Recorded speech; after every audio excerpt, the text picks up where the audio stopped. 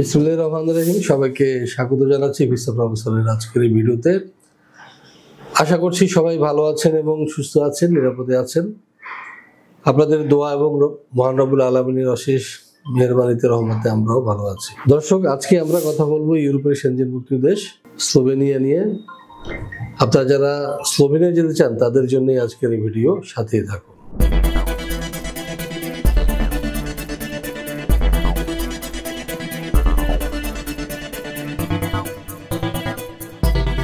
দর্শক, কথা হচ্ছিল ইউরোপের সেনজেনভুক্ত দেশ স্লোভেনিয়া নিয়ে।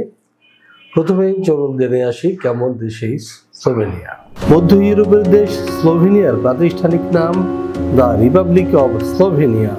এর পশ্চিমে রয়েছে ইতালি, উত্তরে অস্ট্রিয়া, উত্তর পূর্বে হাঙ্গেরি, দক্ষিণ পূর্বে ক্রোয়েশিয়া এবং দক্ষিণ পশ্চিমে আড্রিয়াটিক সাগর। স্লোভেনিয়া পাহাড় ও বন সমৃদ্ধ একটি দেশ। মোট আয়তন 20,771 বর্গ কিলোমিটার এবং জনসংখ্যা 2.1 মিলিয়ন। এর আগে এটি ছিল যুগোস্লাভিয়ার একটি অংশ। 1991 সালের 25 জুন সর্বপ্রথম কোনো রাষ্ট্র হিসেবে স্লোভেনিয়া যুগোস্লাভিয়ার জোট থেকে বের হয়ে আসে এবং নিজেদের স্বাধীন ও সার্বভৌম রাষ্ট্র হিসেবে ঘোষণা করে। তাদের বেশিরভাগ স্লোভেনিজ জাতিভুক্ত। স্লোভেনিয়ার আবহাওয়া প্রধানত উপমহাদেশীয়। লুবলিয়ানা দেশটির রাজধানী ও সর্ববৃহৎ শহর। 2002 সালে জরিপ মতে স্লোভেনিয়া মুসলমানের সংখ্যা 47,824, যা মোট জনসংখ্যার শতকরা 2.4 ভাগ।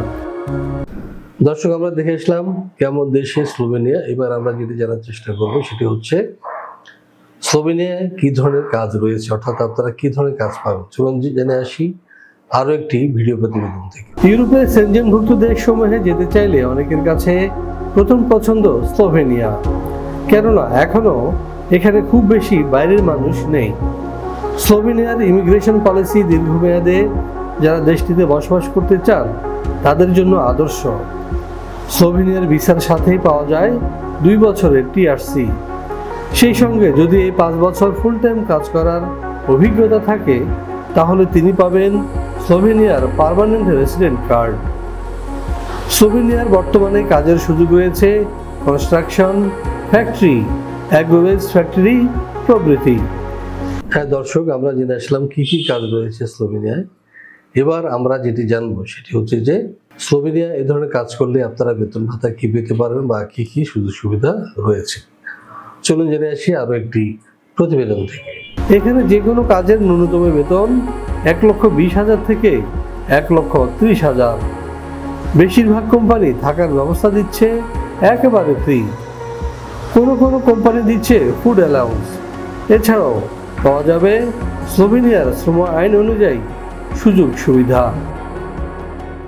হ্যাঁ দর্শক, আমরা জেনে আসলাম কি কি কাজ রয়েছে স্লোভেনিয়ায় এবং বেতন ভাতা কি। এখন প্রশ্ন হচ্ছে স্লোভেনিয়া আপনারা কারা যেতে পারবেন এবং আপনাদের এক্ষেত্রে কি কি ডকুমেন্টসের প্রয়োজন হবে। চলুন জেনে আসি আরো একটি প্রতিবেদন থেকে।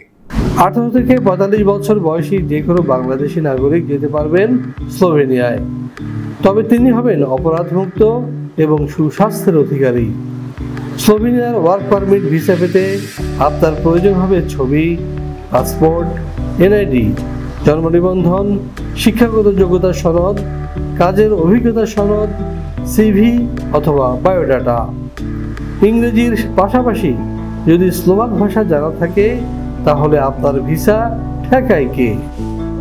দর্শক, আমরা দেখে আসলাম কি কি ডকুমেন্ট লাগবে স্লোভেনিয়া যেতে। এখন প্রশ্ন হচ্ছে আপনার স্লোভেনিয়া যেতে খরচ কি হতে পারে। দর্শক, আপনি যদি ভিসা প্রফেসরের মাধ্যমে স্লোভেনিয়া যেতে চান সেক্ষেত্রে আপনার খরচ হবে টোটাল 12,50,000 টাকা। এর মধ্যে আপনাকে ফাইলের সাথে দিতে হবে 1 লক্ষ টাকা, ওয়ার্ক পারমিট আসলে 2 লাখ টাকা এবং বাকিটা ভিসা হওয়ার পরে। এবং কোনো কারণে যদি আপনার ভিসা রিজেক্ট হয়ে যায় সেক্ষেত্রে আপনি জমাকৃত পুরো টাকাটাই ফেরত পাবেন। দর্শক, আমাদের অফিস খোলা থাকে শুক্রবার ছাড়া শনি থেকে বৃহস্পতিবার সকাল 10টা থেকে সন্ধ্যা 6টা পর্যন্ত। এছাড়াও যারা আমার সাথে দেখা করতে চান তাদের আসতে হবে সকাল 11টা থেকে দুপুর 2টার মধ্যে। দর্শক, আমাদের চ্যানেলে আমরা সবসময় চেষ্টা করি বিশ্বের বিভিন্ন দেশে কাজের সুযোগগুলো জানিয়ে দিতে আপনাদের। সুতরাং আমাদের চ্যানেলটি সাবস্ক্রাইব করে রাখবেন এই প্রত্যাশা রেখে, এবং আপনাদের সবার সুস্বাস্থ্য এবং দীর্ঘায়ু কামনা করে শেষ করবো আজকের এই ভিডিও। আল্লাহ হাফেজ।